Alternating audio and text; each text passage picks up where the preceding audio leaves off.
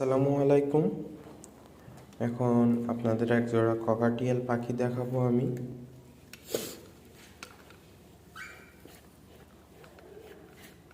এই যে ভিতরে দুইটা বাচ্চা আছে।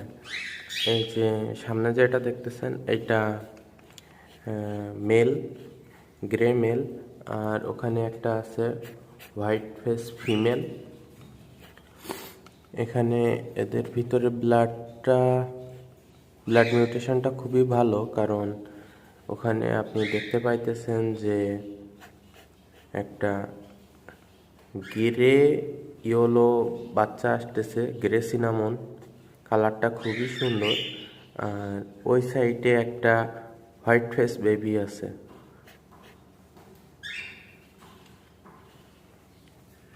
এই যে আপনাদের দেখাইতেছি, এই যে